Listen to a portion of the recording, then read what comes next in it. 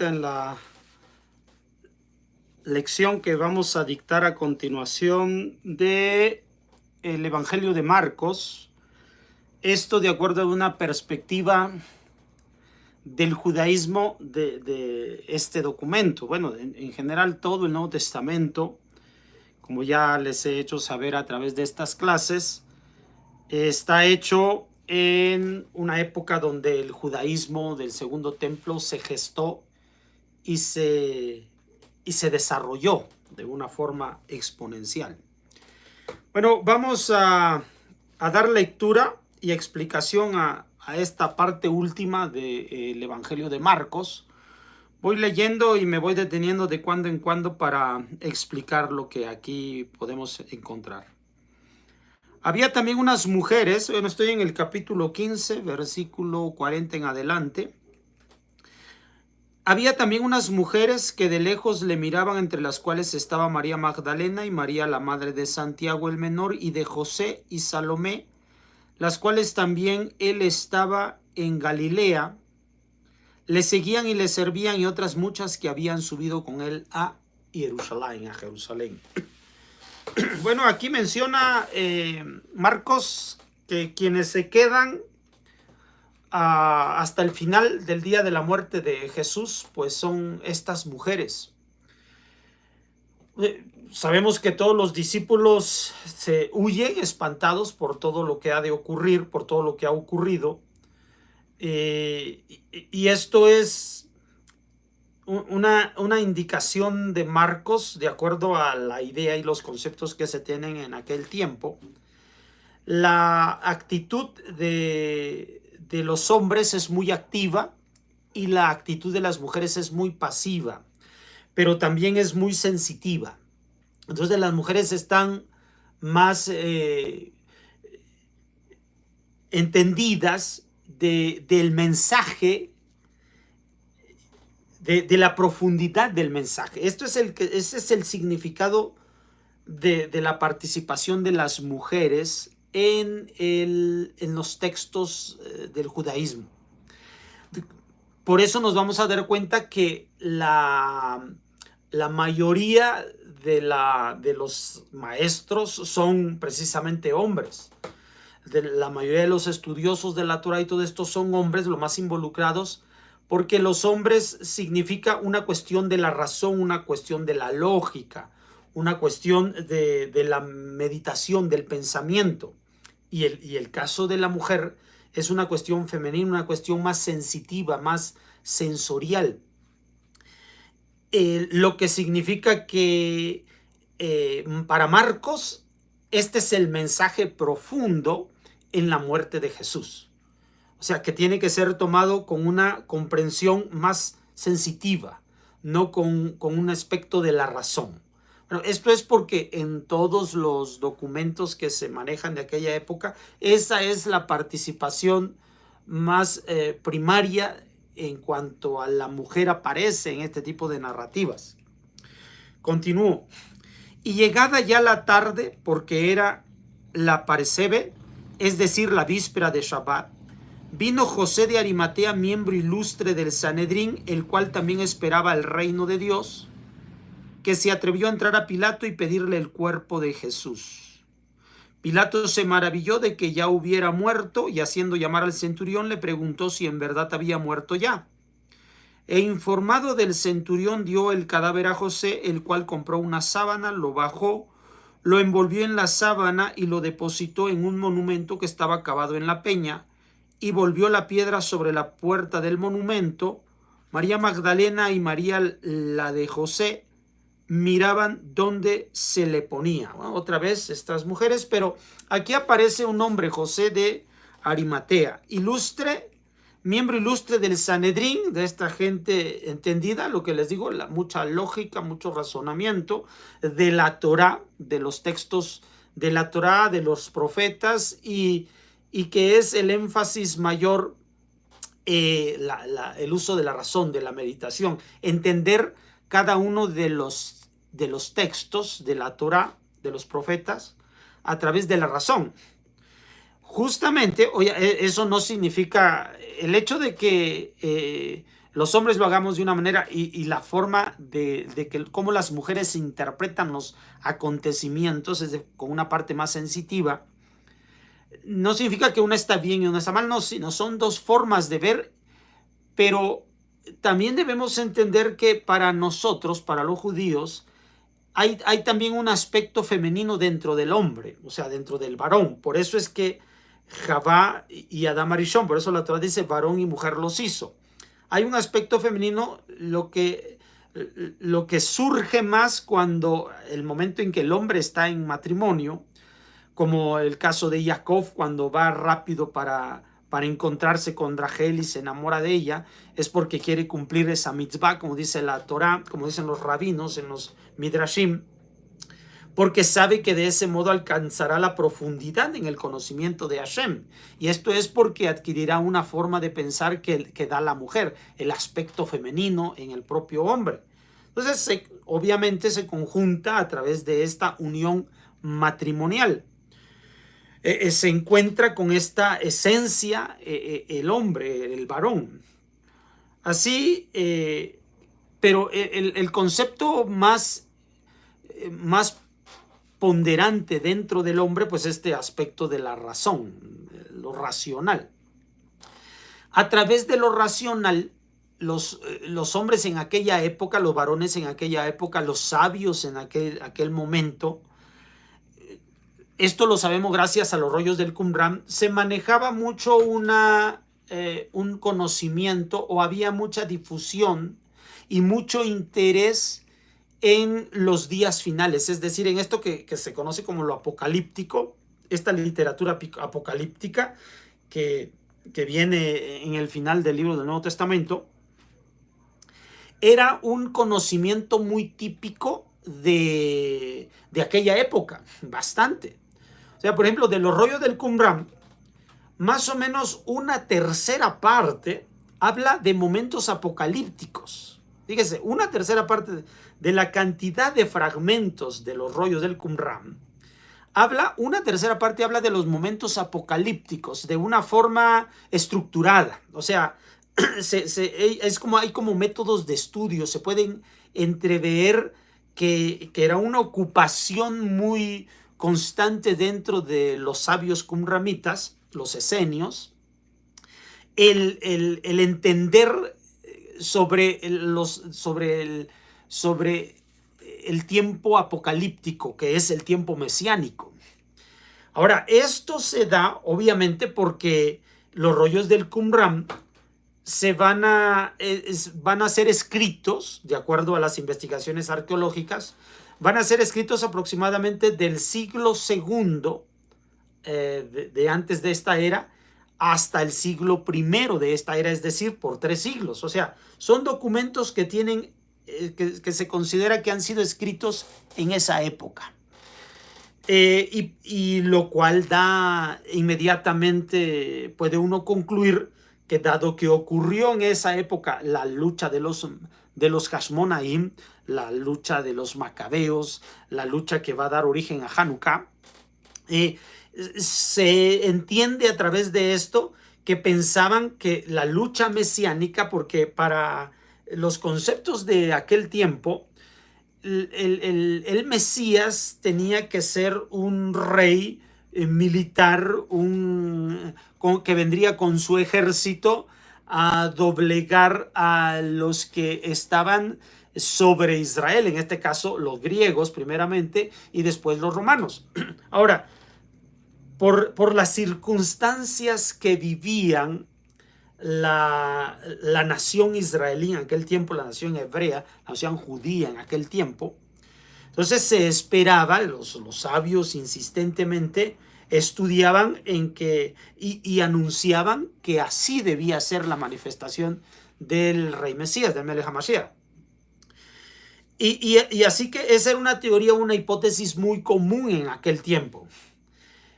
Y como les digo, textos apocalípticos como muy semejantes a los escritos por Marcos, precisamente cuando habla sobre la destrucción del templo, cuando habla Jesús sobre la destrucción del templo, todo eso ya es considerado dentro de los esenios. O sea, los esenios también tienen conocimiento de esto.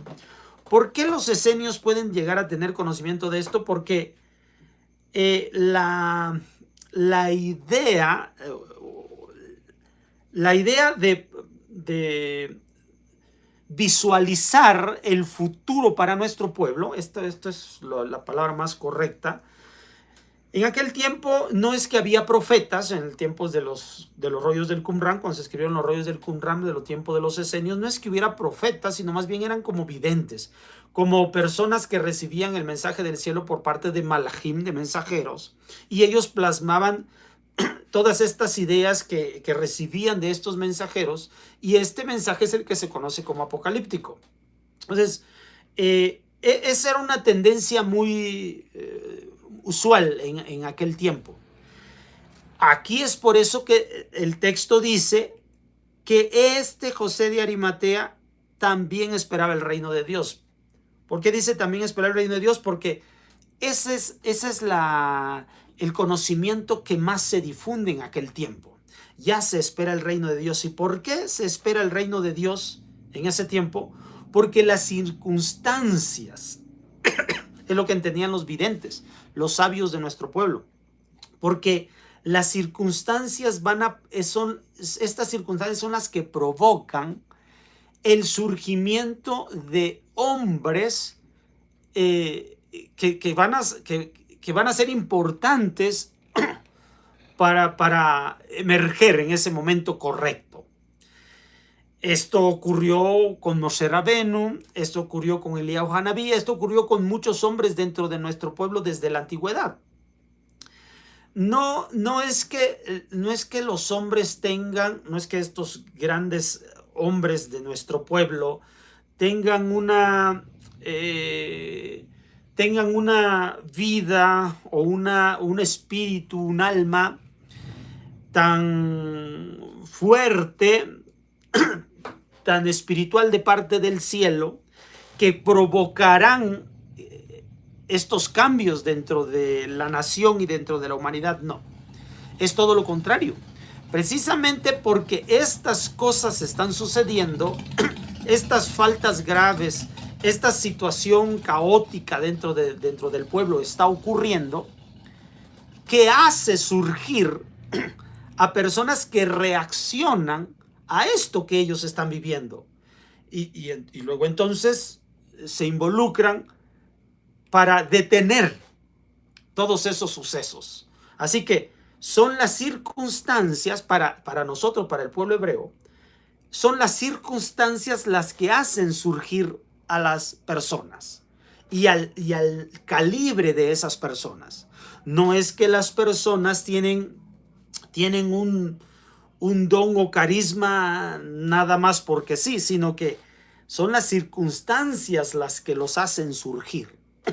De ese modo, era precisamente Jesús, ¿no? Ya, la Torá, el Nuevo Testamento menciona que Jesús fue oportuno y necesario como respuesta a todo lo que le acontecía a la nación de Israel en aquel tiempo. Porque él vio lo que sucedía y reaccionó para favorecer a los suyos. Esto de inmediato se puede saber la fuerza que él tiene, pero esa fuerza surge y emerge porque las circunstancias lo requieren. Y así ha sido con todos los diferentes profetas y con Moshe Rabbeinu y Aarón y todos nuestros antiguos maestros. No es el hombre en sí, sino son las circunstancias las que van a provocar la existencia de hombres que hagan la diferencia, ¿ya? Esto es muy importante de entenderlo, porque de ese modo vamos a tener claro por qué Jesús ha actuado de la forma en que lo ha hecho desde que él estuvo en Galilea, desde que se manifestó por primera vez en Galilea. ¿Por qué los milagros? ¿Por qué sanando a los enfermos? ¿Por qué resolviendo situaciones halágicas? Él es una respuesta a todo lo que está sucediendo a nuestro pueblo. Incluso por esta razón es que él puede saber que va a morir en cuanto llegue a Jerusalén, va a ser arrestado y va a morir porque se sabe que el gobierno romano se está levantando contra todos aquellos que puedan ser un estorbo a su gobierno. También se sabe que los sacerdotes no son del todo correctos y cuando alguien va y critica a ellos, pues se expone y se arriesga su vida. O sea, todo eso son condiciones que perfectamente vamos a darnos cuenta que van a llevar a la muerte a aquel que hable contra estos. Y esto es precisamente lo que dice Jesús. Vaya, ¿por qué? Porque un judío es entrenado en entender las circunstancias y de este modo puede saber lo que le deparará el futuro a la nación o a la persona misma, al individuo que actúe en contra de tales circunstancias, de tales condiciones de vida. Por esta razón también Jesús mismo puede saber lo que le ocurrirá a la ciudad de Jerusalén. Ahora, no solamente a Jesús se le ocurrió eso. Los textos de los rollos del Qumran ya mencionan que todo eso ocurrirá. Que todo eso será, ¿por qué? Porque las circunstancias están hablando claramente de que algo así acontecerá. Por lo tanto, no es un conocimiento que venga Jesús de una forma espontánea, sino que tiene una estructura lógica. Como les digo, el pensamiento humano, el pensamiento varonil, lo que hace es el estudio de la razón, el estudio de los patrones que están sucediendo en este mundo, y por eso interpreta lo que puede acontecer en el futuro. Y que él ha tenido el carácter, este Jesús ha tenido el carácter de ser la respuesta a cambiar todo esto. ¿Ya? Eso es lo que entiende de primera mano todo judío. En otras palabras, Jesús lo único que hace es reaccionar a todo lo que está sucediendo y tiene el carácter para aportar, para mejorar, para provocar un cambio en estas cosas, ¿ya? No es un elemento de otro tipo. Ahora, otra de las cosas que también los rollos del Qumran mencionan, aunque no de una forma metódica, sino que son expresiones espontáneas, aleatorias, que van sucediendo en los diferentes fragmentos de los rollos del Qumran. También esto sobre la resurrección de los muertos. Esto los esenios pensaban que nosotros vamos a resucitar dentro de los muertos, pero no para tomar un cuerpo carnal como este. Está hablando de una cuestión muy superior, de una cuestión que va desde el alma, que va de esta parte que nosotros llamamos el Nefesh, Ruach, Neshama, para después adquirir Hayá y luego Yehidá. Entonces, esto es lo que ya aparece en el pensamiento filosófico de los esenios en aquellos días, pero no está de forma estructurada. Precisamente el que va a empezar a estructurar todavía más conceptos acerca de esto va a ser Simón Bar Yochai el Rashbi, pero esto va a ser posterior a estos días. Pero entonces la resurrección de los muertos será un tema que se dominaba un poco entre líneas en los rollos del Qumran. Por lo tanto, los esenios lo hablaban así entre líneas. No estaba estructurado como por ejemplo esta cuestión apocalíptica y la manifestación del Melech HaMashiach. Ya este era un método muy sistemático de estudio y de difusión de esos conceptos en aquellos días, no así con respecto de la resurrección, pero ya se consideraba la resurrección. O sea, todo esto que le acontece a Jesús, todo esto que está narrando Marcos, no es distinto al conocimiento que se está dando a conocer dentro del judaísmo en aquella época. O sea, no está mencionándose nada nuevo, está completamente en orden, de acuerdo a los conceptos manejados en aquellos días. Hoy tenemos este conocimiento, obviamente, y esta seguridad, porque se han descubierto los rollos del Qumran. Hace años todavía esto no lo teníamos con seguridad, mas ahora ya lo tenemos. Continúa el texto diciendo, ya en el capítulo 16, pasado el sábado, el Shabbat, María Magdalena y María la de Santiago y Salomé compraron aromas para ir a ungirle, y muy de madrugada el primer día después del Shabbat, en cuanto salió el sol, vinieron al momento y se decían entre sí, ¿quién nos removerá la piedra de la puerta del monumento? Y mirando vieron que la piedra estaba removida, era muy grande, y entrando en el monumento vieron un joven sentado a la derecha, vestido de una túnica blanca, y quedaron sobrecogidas de espanto, y les dijo, no os asustéis, buscáis a Jesús Nazareno, el crucificado, ha resucitado. No está aquí, mirad el sitio en que le pusieron, pero id a decir a los discípulos y a Pedro que os precederá a Galilea. Allí le veréis como os ha dicho. Y saliendo huían del monumento, porque el temor y el espanto se había apoderado de ellas, y a nadie dijeron nada, tal como era como el miedo que tenían. Muy bien. Entonces, aquí otra vez este concepto simbólico, este aspecto simbólico de lo nombrado acá. Las mujeres son las que van a la visita del cuerpo de Jesús en la sepultura, porque es parte de la rutina en las costumbres de aquellos días, y costumbres que todavía nos han llegado a nosotros en estos días con respecto de la sepultura, del sepulcro y de los cuerpos de los difuntos. Pero otra vez las primeras que se informan sobre la resurrección son mujeres.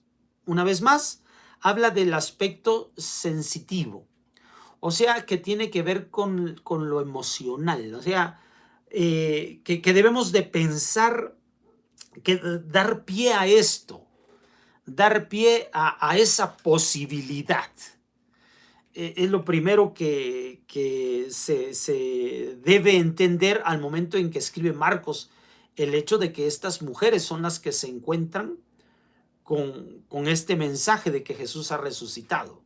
O sea que debemos dejar de lado esta cuestión racional, entendida desde el aspecto varonil, y dar pie ahora al aspecto femenino en nosotros, que significa abrirnos a otra posibilidad aparte de lo racional, aparte de la lógica.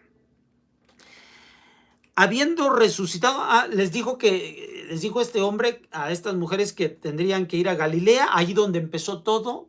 Allí han retornado los discípulos después de que se ha disuelto todo, porque por la lógica es, bueno, Jesús murió, aquí acabó todo.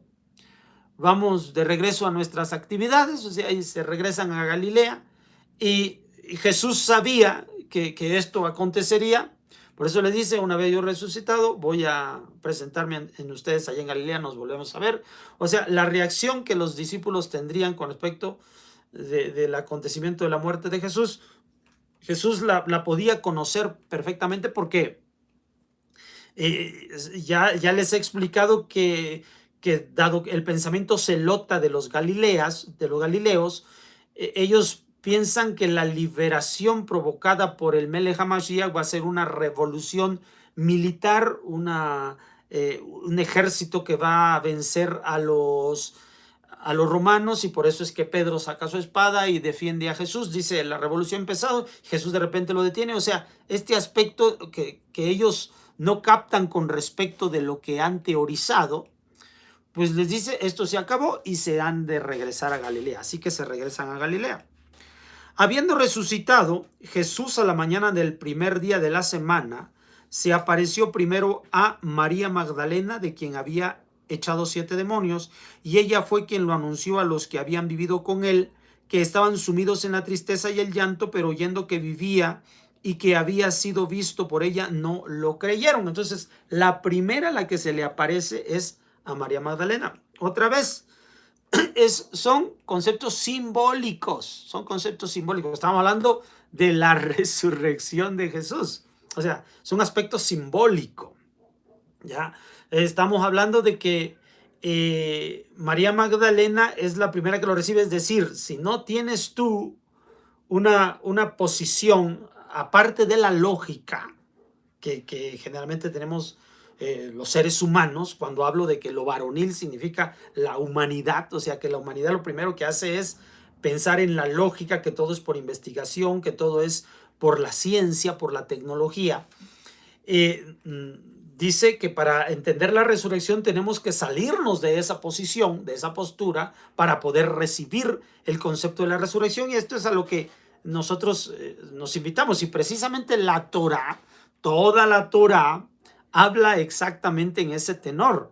O sea, si hacemos uso de la herramienta de la lógica, de ahí que tenemos las cuestiones halágicas, pero desde allí, desde el uso de la razón, desde el uso de la lógica, del proceso mental, vamos a poder brincar a lo simbólico, lo semiótico, que es la forma de entender conceptos que en apariencia están ocultos en un símbolo, en una imagen. Así que esa transición, esa trascendencia hacia lo elevado, hacia lo superior, se va a lograr si nosotros en un momento dado impedimos la aplicación a rajatabla del proceso lógico. Y al final esto es lo que hace la Torá, eso nos invita siempre la Torá. Y el desarrollo y los alcances de la Torá nosotros los tenemos gracias a que nos esmeramos en encontrar un mundo espiritual en estas palabras. De esto se trata todo. Encontrar un mundo superior, un mundo espiritual en medio de todo este lenguaje humano. Así que cuando se habla de María Magdalena, se habla de este hecho de que lo primero que debes hacer es olvidar lo que hasta ahora, la forma en la que ahora has aprendido para poder dar este paso, para poder ver a Jesús resucitado. Este es el mensaje de Marcos. Para tú ver a Jesús resucitado, debes hacer un cambio de mente. María Magdalena lo recibe, lo ve, y que había sido visto por ella, no lo creyeron.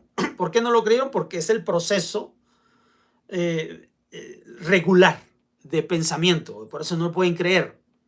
Pero para poder creer sobre la resurrección de Jesús, hay que salirse de ese proceso rutinario. Después de esto, se mostró en otra forma a dos de ellos que iban de camino y se dirigían al campo. Estos vueltos dieron la noticia a los demás, y ni aún a estos creyeron. Ahora, vamos a ver, después de que se ha repetido insistentemente que las mujeres participan, dos hombres que van caminando, que más adelante vamos a explicar muy bien qué es lo que va sucediendo con esos que van caminando, pero ya ahora aquí vemos que dos varones ya pueden también contemplar la resurrección. O sea, que están cambiando la circunstancia, está habiendo gente que está moviéndose a ese concepto, salirse del proceso natural del pensamiento humano. Al fin se manifestó a los 11. O sea, por fin lo pudieron ver. O sea, el ver es que ellos se abrieron a esa posibilidad. Para poder abrirse a esa posibilidad tenían que haber olvidado todo lo que conocían previamente. Ya se los he hecho saber. O sea, a veces uno no puede alcanzar a ver algo más porque no quiere dejar lo que ya tiene tomado. Pero para poder tomar algo nuevo, tú debes soltar en un momento dado una fracción o la totalidad de aquello, de lo anterior. O sea, pero como tu seguridad se ha anclado en esto que tienes sujeto, ¿cómo puedes soltarlo para tomar aquello? Pero de esto es precisamente de lo que está hablando. No te preocupes, volverás a retomar estos aspectos, pero se hace necesario que enfrentes este reto, esta prueba, y entonces podrás ver estas cosas. Así que se manifestó a los 11 estando recostados a la mesa y les reprendió su incredulidad y dureza de corazón por cuanto no habían creído a los que le habían visto resucitado de entre los muertos. O sea, encontrar al Jesús resucitado es una cuestión que opera dentro del ámbito de la fe. Y este aspecto de la fe es más allá de la razón. No es que sea inferior a la razón, en absoluto, sino haciendo uso de la razón vamos a llegar a considerar que hay algo que se escapa de nosotros. O sea, por medio de la razón sabemos que no todo lo podemos saber y que por lo tanto existe algo que nuestra razón no comprende. Eso es lo que se le llama la emuná, eso es lo que le llamamos la fe. Entonces habrá que poder dar ese paso, ese salto de fe. Y les dijo, id por todo el mundo y predicad el evangelio a toda criatura. El que creyere y fuere bautizado se salvará, mas el que no creyere se condenará. A los que creyeren les acompañarán estas señales. En mi nombre echarán los demonios, hablarán lenguas nuevas, tomarán en las manos las serpientes, y si bebieren una ponzoña no les dañará. Pondrán las manos sobre los enfermos y estos recobrarán la salud.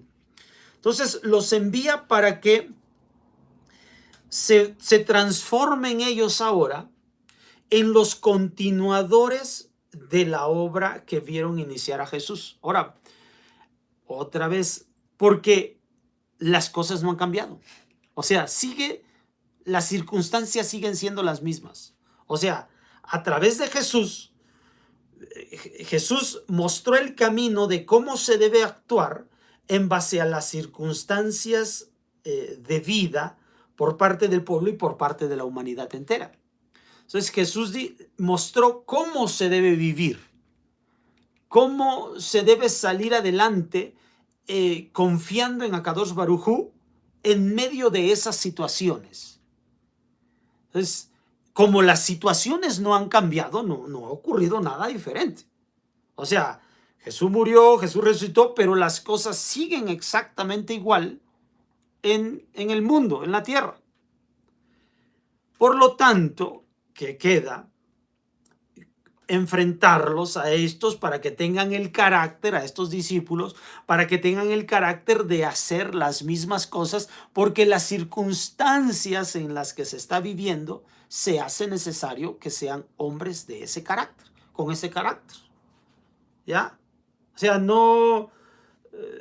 las circunstancias no han cambiado, es lo que les he venido diciendo. Los judíos entendemos perfectamente que a tales circunstancias, tales hombres. ¿Sí?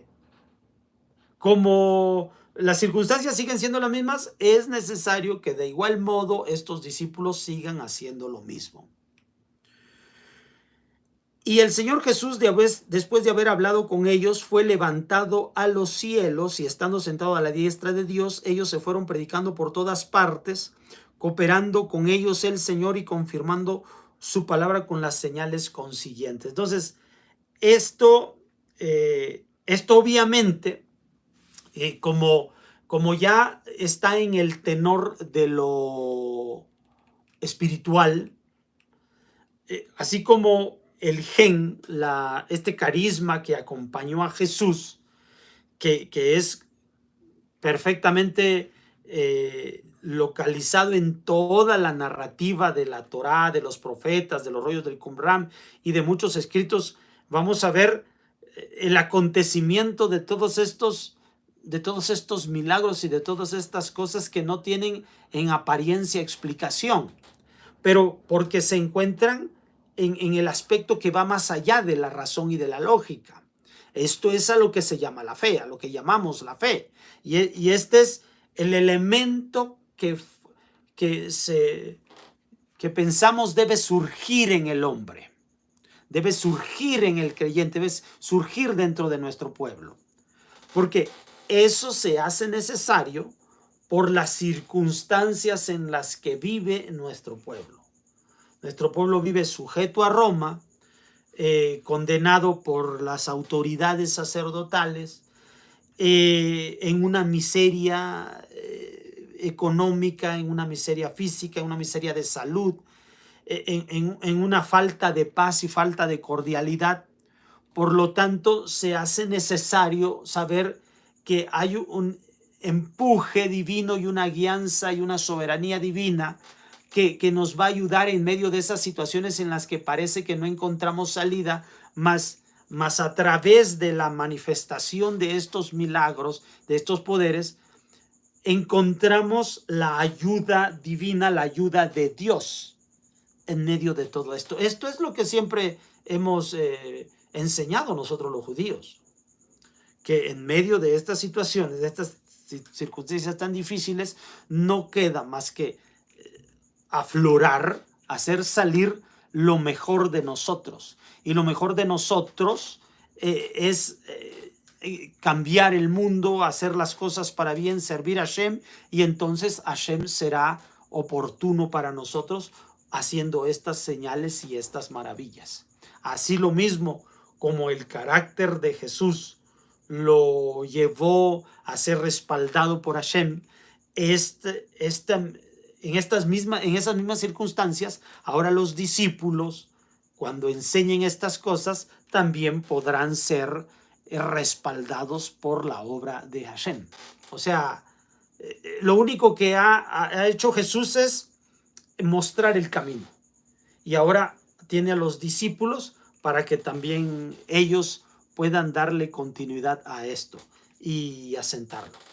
Bueno, por el momento es todo con respecto del Evangelio de Marcos, con la ayuda del cielo. Para la próxima, pues vamos a empezar con el libro de Mateo o el Evangelio de Mateo. Vamos a dejar de lado todo lo que ya hemos encontrado en el libro de Marcos y nos vamos a detener puntualmente en algunos aspectos que Mateo contempló. A partir de aquí nos vamos a dar cuenta que la persona de Jesús ha pasado de una posición nombrada por Marcos en el inicio de su documento como principio, lo recordamos, principio del Evangelio de Jesucristo. O sea, lo anuncia como el Mesías, lo anuncia como Jesucristo, lo anuncia como el Mesías, pero cómo va creciendo su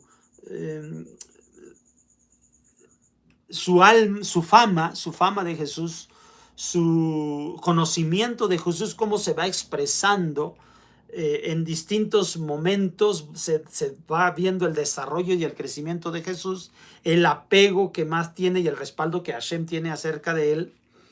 Y esto es observado por los discípulos de un modo en el principio, y al final, como lo hemos visto, como lo hemos revisado en este evangelio, pues Marcos empieza a narrar que hay un cambio de percepción en la vida de los discípulos. Cuando Marcos escribe este documento ya han pasado 30 años de la muerte de Jesús, y Marcos ya habla de que ha cambiado la mente de los discípulos. No es lo mismo la mente de los discípulos cuando él comienza se remonta a los orígenes del ministerio de Jesús, va increciendo el conocimiento también de los discípulos. Vamos a ver que se desarrollan nuevos conceptos en la figura de Jesús, en la figura del Jesús histórico que describe Marcos, que tienen que ser experimentados ahora en una nueva forma de pensar y de creer en estos discípulos. O sea, con el paso del tiempo los discípulos aprenden más acerca de lo que cuando vivieron con Jesús no le dieron no le dieron importancia o no reconocieron el valor, no reconocieron conocimiento en esas expresiones de Jesús, sino hasta mucho más tarde. Ellos terminaron de aprender lo que vieron vivir a Jesús. No lo aprendieron cuando estaba Jesús en vida, lo fueron aprendiendo con el paso del tiempo.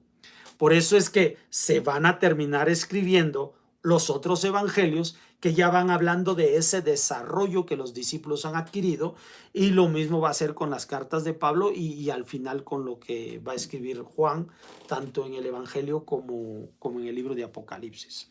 Así que eso es lo que se espera que podamos ahora desarrollar a continuación en las próximas clases con Mateo. Vamos a ver qué cosas más tarde aprendieron los discípulos de lo que sucedió con Jesús mientras él estaba en esta tierra. Pues por el momento es todo. Nos vemos con la ayuda del cielo para la próxima. Shalom.